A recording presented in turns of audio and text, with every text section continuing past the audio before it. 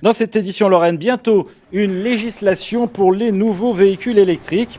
Accusés de tous les maux, l'Assemblée nationale travaille actuellement pour leur donner un cadre juridique.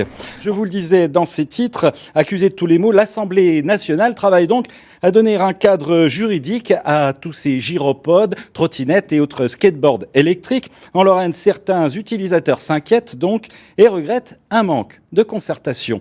Regardez ce reportage de Patrick Germain.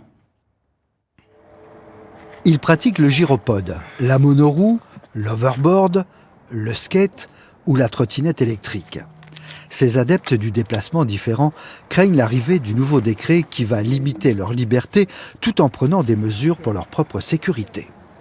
Dans ce décret, on va rencontrer deux problématiques essentielles qui vont être la limitation de vitesse à 20 km/h, qui serait quand même plus adaptée sur les environs du 30 km/h.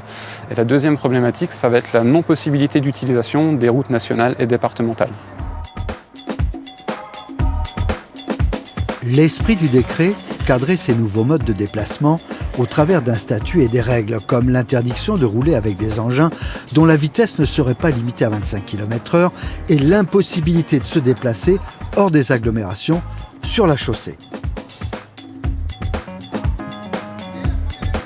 Quant au parcours en milieu urbain, fini les trottoirs, obligation d'emprunter les pistes cyclables. Pour les enfants, 8 ans minimum requis. Pour les grands, pas de passagers, pas d'écouteurs.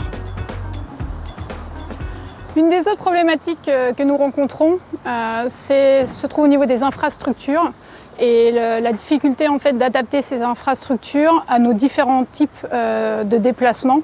Tous ces EDP sont malgré tout différents. La loi cherche à les rassembler sous le même nom, mais un skate électrique ne va pas avoir besoin du même espace qu'une gyroroue, qu'un gyropode ou encore qu'une trottinette.